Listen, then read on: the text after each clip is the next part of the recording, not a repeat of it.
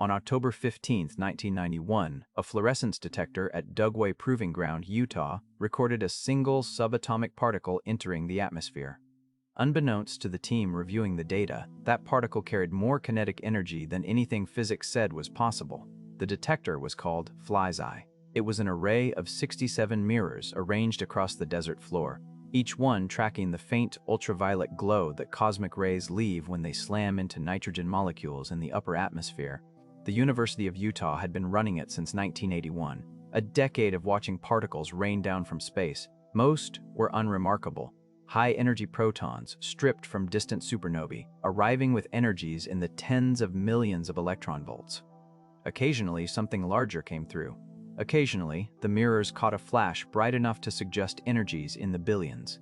The team cataloged them, published papers, moved on. The night of October 15 was no different.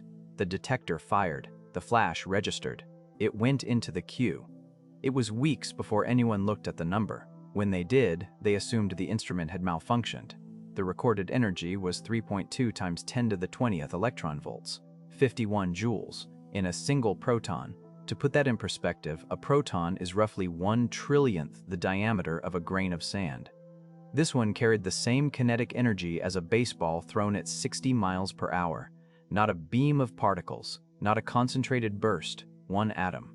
Moving at 99.99999999999999999999999999999999999999999. Tekla speed of light. The team, led by physicist David Bird, checked the calibration. They checked the atmospheric models. They checked the mirror alignment. Everything was nominal. The reading was real. They published it in 1995 in the Astrophysical journal Letters. They gave it no official designation, just an informal name that stuck, the "Oh my God" particle.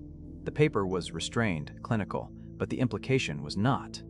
The Large Hadron Collider, the most powerful particle accelerator ever built, maxes out at 6.5 teraelectron-volts per proton. The "Oh my God" particle carried 40 million times more energy than that. No known mechanism in the universe could have produced it, and yet it arrived. The problem is not simply that the particle had enormous energy. The problem is that it should have been impossible for it to reach us. In 1966, 3 physicists, Kenneth Greisen in the United States, Georgy Zatsepin, and Vadim Kuzmin in the Soviet Union, independently calculated a hard speed limit for cosmic rays traveling through intergalactic space. They called it the GZK limit. The logic was straightforward. Space is not empty. It is filled with the cosmic microwave background, photons left over from the Big Bang, permeating every cubic centimeter of the universe. A proton moving fast enough will collide with these photons and lose energy through a process called pion production. Above roughly 5 times 10 to the 19th electron volts, the particle bleeds energy with every collision. It cannot maintain that speed for long. The math gives a maximum travel distance of about 160 million light-years before the particle decelerates below the threshold. So the "Oh my God" particle had 2 options. Either it was created nearby, within that 160 million light-year sphere, by something powerful enough to accelerate a proton to 51 joules, or it traveled from farther away and somehow violated 30 years of established particle physics. The team pointed back along its trajectory. There was nothing there. No active galactic nucleus, no gamma-ray burst remnant, no magnetar, no blazar, no supermassive black hole in the right direction. The arrival vector pointed toward a relatively quiet patch of sky in the constellation Ursa Major. Whatever launched it either no longer existed, did not emit light, or was not in any catalog. After the 1995 paper, the search began for others. If the "Oh my God" particle was a fluke, an instrument error somehow missed, then it should be alone. If it was real, there should be more. The Agasa experiment in Japan, running from 1990 to 2004, reported 11 events above the GZK threshold, 11 particles that should not have existed at those energies. But Agasa's calibration was questioned. Pierre Auger Observatory in Argentina, the largest cosmic ray detector ever built, 3,000 square kilometers of water tanks across the Mendoza Plains, began collecting data in 2004. Auger found ultra-high energy events, but fewer than Agasa had predicted. The discrepancies seeded doubt. Maybe the GZK limit held after all. Maybe the outliers were statistical noise. Then, in 2008, the University of Utah built the successor to Fly's Eye. They called it the telescope array. 507 surface detectors spread across the same Utah desert where the original particle had arrived 17 years earlier. The telescope array was purpose-built to answer one question: where do ultra-high energy cosmic rays come from? For over a decade, it collected data. It mapped hotspots.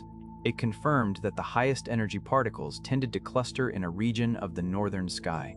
But the sources remained invisible. No astrophysical object in that direction had the energy budget to produce them. The answer did not come. The question just got louder. On May 27, 2021, the telescope array recorded a second impossible particle. Energy 2.44 times 10 to the 20th electron volts, nearly as powerful as the original. The team, led by Toshihiro Fujii, published the result in the journal Science in November 2023. They named it Amaterasu, after the Japanese sun goddess, because it seemed to come from nothing. That is not poetic language. When Fujii's team traced the arrival direction, it pointed toward the local void, a region of space roughly 150 million light-years across that contains almost no galaxies, no clusters, no known structure of any kind. Empty space, no source, no mechanism. Just a particle carrying more energy than anything on Earth produced it, arriving from a direction where nothing capable of producing it exists. The GZK limit says this should be impossible twice over. The energy is too high. And even if something produced it, there is nothing there to have done so. The 2023 paper offered no explanation. It simply reported the measurement and noted that the Amaterasu particle's trajectory was inconsistent with every known class of astrophysical accelerator. There are speculative models, topological defects, cracks in spacetime left over from the early universe, decay of super-heavy dark matter particles, the breakdown of Lorentz invariance at extreme energies. None have evidence. None have been confirmed. The Oh My God particle was detected 32 years before Amaterasu. In that time, we built the largest instruments in the history of physics to find the source. We found nothing. The source found us twice. The telescope array is currently being expanded. When complete, it will cover 1,600 square kilometers of desert, an area larger than the city of Los Angeles, listening for the next one. The team knows it will come.